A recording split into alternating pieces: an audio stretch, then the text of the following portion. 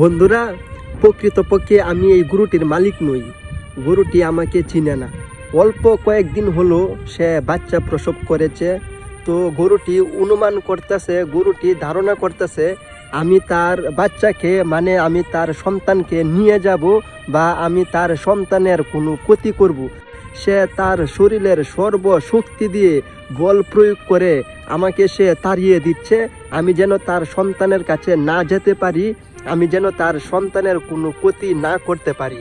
তো একটি গরু একটি বুবা প্রাণী, যাকে আল্লাহ কোনো বিবেক বুদ্ধি দেয় নাই।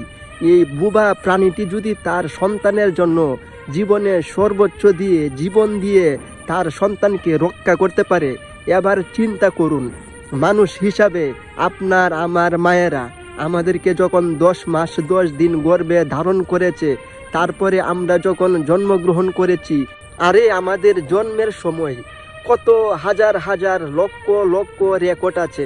আমাদেরকে জন্ম দিতে গিয়ে কত জানা অজানা মা তাদের জীবনের শেষ মায়া ত্যাগ করে এই পৃথিবী ছেড়ে চলে যান।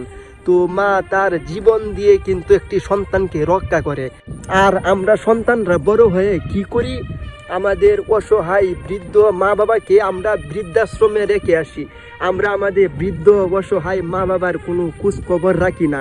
তাদের দিন কেমন যাচ্ছে, তাদের শরীরের কি অবস্থা, তারা ভাত খেয়েছে কিনা, তো তাদের ভাঙা ঘরে বর্ষাকালে বৃষ্টির পানি পড়ে কিনা, তো আমরা তাদের কোনো খোঁজখবর রাখি না।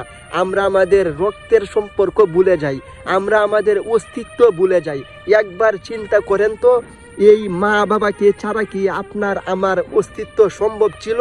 আপনি আজকে দেশের প্রধানমন্ত্রী, আপনি জজ, ম্যাজিস্ট্রেট, আপনি পৃথিবীর যে কোনো কিছুই হন না কেন, একবার চিন্তা করেন এই মা বাবাকে ছাড়া কি আপনার অস্তিত্ব সম্ভব ছিল?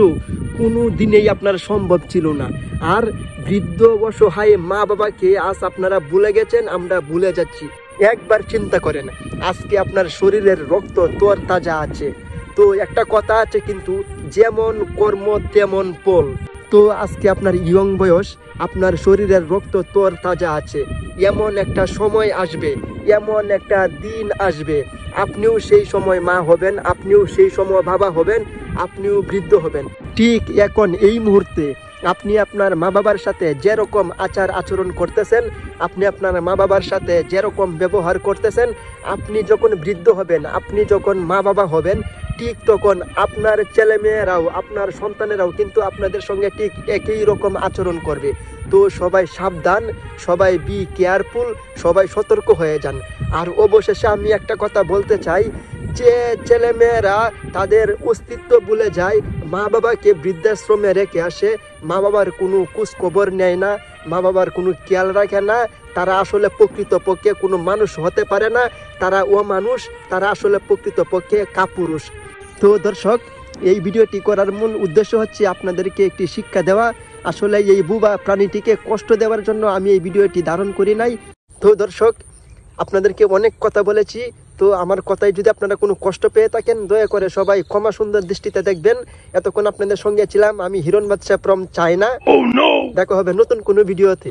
ততক্ষণে সবাই ভালো থাকবেন, সুস্থ থাকবেন, নিরাপদে থাকবেন। আর হ্যাঁ, সবাই মা বাবার সেবা যত্ন করবেন। আল্লাহ হাফেজ।